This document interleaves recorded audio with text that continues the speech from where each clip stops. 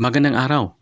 Welcome muli sa aking channel na kung saan ibinabahagi ko ang aking kaalaman sa batas at kalusugan. Dito lang yan sa Law and Health in Filipino.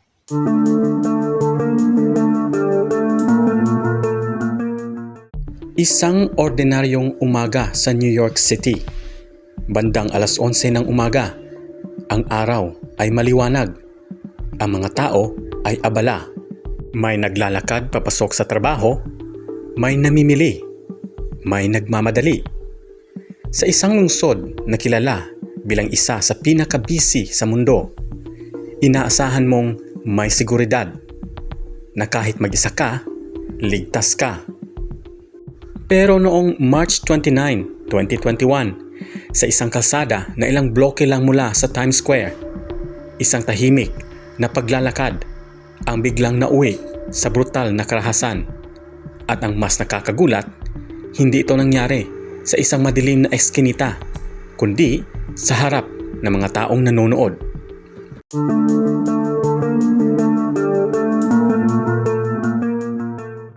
Ang biktima ay si Vilma Cari, 65 years old, isang Pilipina immigrant na ilang dekada nang naninirahan sa Amerika. Tulad ng maraming Pilipino, nagpunta siya sa ibang bansa para sa mas magandang buhay, para sa pamilya, para sa kinabukasan. Sa araw na iyon, papunta lang siya sa simbahan, isang bagay na bahagi na ng kanyang routine. Tahimik, simple, mapayapa. Pero sa loob lamang ng ilang minuto, ang araw na iyon ay magiging isa sa pinaka-traumatic na karahasan sa kanyang buhay.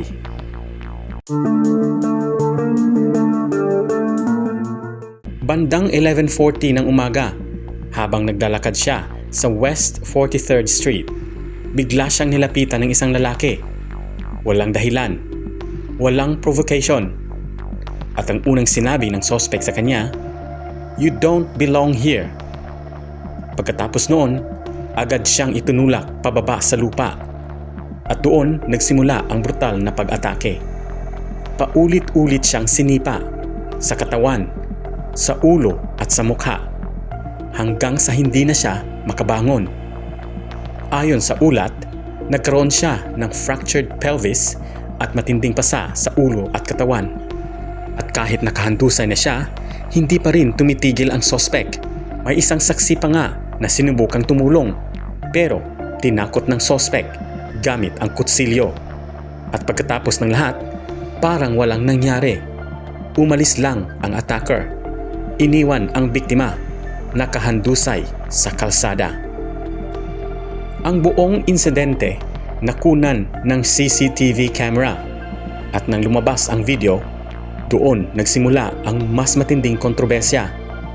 Dahil habang nangyayari ang pag-atake, may mga taong nanunood. Sa loob ng isang gusali malapit doon, may mga empleyado, nakatingin, nakamasid. Pero walang lumabas agad para tumulong. Sa isang eksena pa nga, may isang taong isinara ang pinto habang nakahandusay ang biktima sa labas. Kalaunan, lumabas din sila para tumulong, pero huli na. Dahil dito, 2 empleyado ang natanggal sa trabaho matapos ang insidente. At dito pumasok ang tanong na umalingaw-ngaw sa buong mundo. Kung ikaw ang nandoon, kikilos ka ba o manonood ka lang? Ang suspect ay si Brandon Elliott, isang lalaking may mahabang kasaysayan ng karahasan. Noong 2002, pinatay niya ang sarili niyang ina sa pamamagitan ng pananaksak. Nakulong siya ng halos 2 dekada at 2 beses pang tinanggihan ang kanyang parole bago siya tuluyang makalaya noong 2019. Pagkalabas niya, nanirahan siya sa isang hotel na ginagamit bilang homeless shelter, ilang bloke lang mula sa pinangyarihan ng krimen. At makalipas ang 2 taon, muli siyang nasangkot sa isang brutal na pag-atake. Ayon sa mga otoridad, hindi ito random. Ito ay isang hate crime. Pinili niya ang biktima dahil sa kanyang lahi.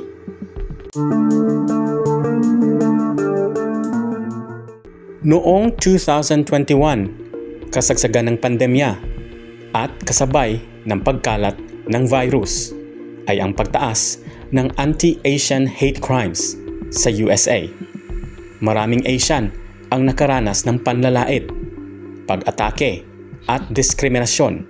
Ang kaso ni Vilma Carey ay naging isa sa pinaka-nakakagimbal na simbolo nito dahil ipinakita nito na hindi kailangan ng dahilan para maging target. Minsan, sapat na ang iyong itsura. Matapos ang pag-atake, dinala siya sa ospital. Buti na lang nakaligtas siya at nakalabas din kinabukasan. Pero ang sugat, hindi lang pisikal. Sa kanyang sariling salita sa korte, "You took my peace. Fear will always linger." At isa pang mas mabigat, "While I did not physically die that day, a portion of me did." Isang bahagi ng kanyang pagkatao ang nawala noong araw na iyon. Dahil sa nangyari, ang kanyang pamilya ay kumilos. Ang kanyang anak ay nagtatag ng isang organisasyon para labanan ang anti-Asian hate. At sa buong Amerika, maraming komunidad ang nagkaisa. Nagkaroon ng protests, awareness campaigns, at pananawagan para sa mga matinding proteksyon laban sa hate crimes.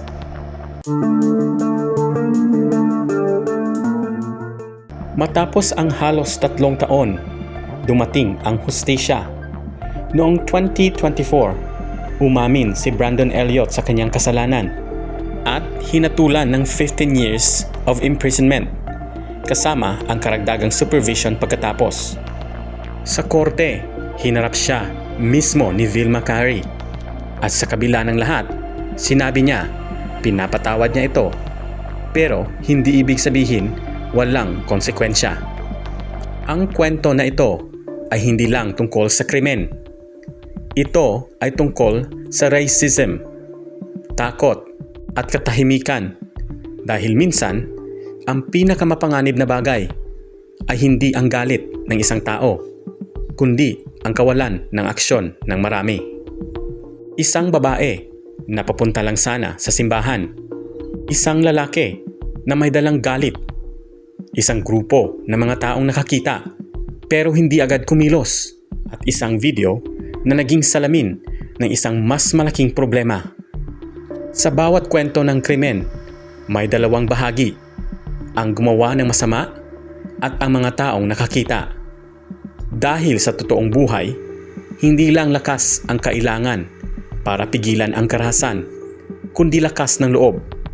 At sa susunod na makita mo ang isang taong nangangailangan ng tulong, tanungin mo ang sarili mo, ikaw ba ang magiging dahilan ng pagligtas o isa ka rin sa mga taong mananatiling tahimik?